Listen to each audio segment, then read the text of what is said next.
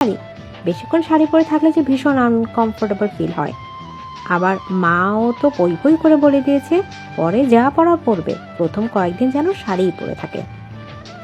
অতঃপর মেজেন্টা রঙা একটি শাড়ি নিয়ে আবার বাথরুমে ঢুকলো।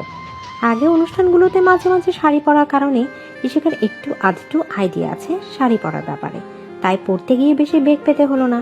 তবে খুব একটা ভরসাও রাখতে পারছে না, মনে হচ্ছে এই হাঁটতে গিয়ে পেঁচিয়ে পড়ে যাবে, নয়তো টুক করে খুলে যাবে। এরপর চুল মুছে ড্রয়ার দিকে শুকিয়ে নিল, তারপর হাতে কাগজা চিকন চুড়ি আর গলায় একটা হাফ নেকলেস পরলো। তারপর চোখে কাজল দিল আর শেষে কপালে একটা ছোট্ট লাল টিপ পরলো। এরপর আয়নায় নিজেকে দেখেই এক দফা চমকে উঠলো, চেহারা জলুসটাই পাল্টে গেছে। ইশিকা একগালে হেসে সব গুছিয়ে রেখে পেছনে ঘুরতেই দেখলো আমান দাঁড়িয়ে আছে। আমানকে দেখে ইশিকা বলল, ঘুম হয়ে গেল? ঘরে বউ থাকলে ঘুম নাওয়া খাওয়ার কি আর ঠিক থাকে নাকি? সব হারাম এখন আমার। উত্তরে ইশিকা ঢং বলে অন্যদিকে ফিরে মুখ ভেঙচি দিল। আমান হেসে ইশিকাকে একবার আগা গোড়া দেখেনি অবাক হয়ে বলল, ও তুমি একা শাড়ি পরছো? ভেবেছিলাম ফিল্মের মতো তুমি শাড়ি পরতে পারবে না, সেই সুযোগে আমি পরিয়ে দিব, তার হলো না। বলেছি না এই ঈশিতা পারে না এমন কোনো কাজ নেই। ও হ্যাঁ, তাই তো ভুলে গেছিলাম আমি। আপনি তো সুপার ওম্যান, তা আমার যে এখন একটু এনার্জি দরকার। আমানের কথা ইশিকা পিটপিট করে তাকালো। আমান মুচকি হেসে ইশিকাকে আরো গভীরভাবে জড়িয়ে ধরে ইশিকার ঠোঁটের দিকে আগাতে ইশিকা বাধা দিয়ে বলল, এই এখন একদম এইসব না, যান আগে ফ্রেশ হয়ে আসুন। ঠিক আছে, পরে বুঝে নিব সুদে আসলে। অসভ্য লোক একটা। ইশিকা ডাইনিং এ গিয়ে দেখলো আরমান শাহ আহমেদ বসে পেপার পড়ছে। আরমান আহমেদ ইশিকাকে দেখে হেসে বলল, গুড মর্নিং ডিয়ার। মর্নিং।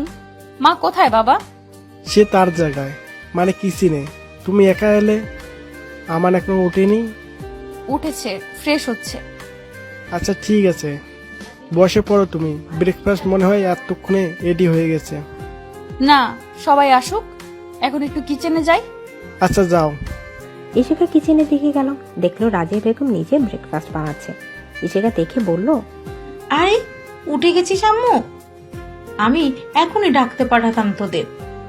আমি কি কিছু সাহায্য করব তোমায়? কিছুই করতে হবে না, আমি আছি না।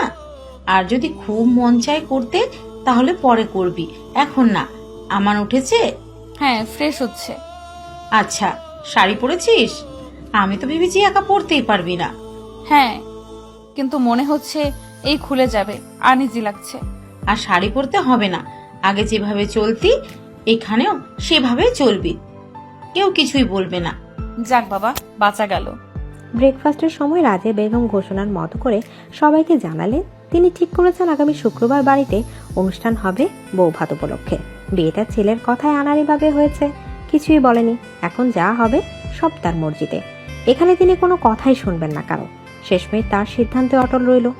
সোমবার মানে হাতে আর 4 দিন বাকি। তিনি আরমান আহমেদকে আগে সবাইকে ইনভিটেশনের দায়িত্ব দিয়ে বললেন বাকি কাজ তিনি নিজেই তদারকি করে করবেন। সন্ধ্যা 7টায় অফিস থেকে ফিরল আমান। যদিও আজকে যাবার ইচ্ছা ছিল না, তারপরও জরুরি দরকার যেতে হয়েছে। এসে দেখলো 2 বউ শাশুড়িতে মিলে ড্রয়িং রুমে বসে জমিয়ে আড্ডা দিচ্ছে। আমার কিছু না বলে ঘরে চলে গেল। ফ্রেশ হয়ে বের হতে দেখলো ইশিকা বিছানায় বসে মোবাইল চাপছে। ড্রেসিং টেবিলের সামনে গিয়ে চুলে ব্রাশ চালাতে চালাতে আমান বলল, আড্ডা শেষ? আম্মু ডাকছে, খাবেন চলুন। মোবাইলের দিকে তাকিয়ে বলল ইশিকা। অমনি আমান এসে হুট করে ইশিকার হাত থেকে মোবাইল নিয়ে এলো। ইশিকা আতঙ্কভাবে বলল, উফ, লাস্ট লেভেল ছিল গেমটার। দিলেন তো 12টা বাজিয়ে। থুর। বর রেখে গেম খেলা এটা রীতিমতো অন্যায়। ইশিকা কিছু বলে ভেঙচি কাটলো। আমান বলল, উফ ইস্যু, তোমার ভেঙচিতেও আমি ফ্ল্যাট হয়ে যাই। হয়েছে, এখন চলুন, আমার খিদে পেয়েছে। খিদে পেয়েছে? আগে বলবে তো। আরে আমারও তো পেয়েছে, সারাদিনে একটাও খাওয়া হয়নি। বলে ইশিকার দিকে ঝুঁকে গেল আমান। ইশিকা আমানের কথা না বুঝতে পেরে ভ্রু কুচকে তাকালো। তারপর আচমকা তার ঠোঁটের উপর আক্রমণ। পাক্কা 6 মিনিট পর ছাড়লো আমান। তারপর ভ্রু নাচিয়ে বলল, কি খিদে মিটেছে? আমার কিন্তু অর্ধেকও মিটলো না, আর একটু খাই, কি বলো? আপনি আপনি একটা যাচ্ছে তাই বলে তাড়াতাড়ি ঘর থেকে বেরিয়ে গেল নিচে। আমান হো হো করে হেসে উঠল।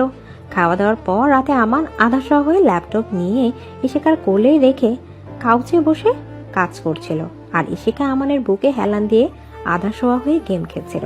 ল্যাপটপে চোখ রেখে হঠাৎ আমান বলল, রিসেপশনের দিন তোমার বন্ধুদের ইনভাইট করবে? করব।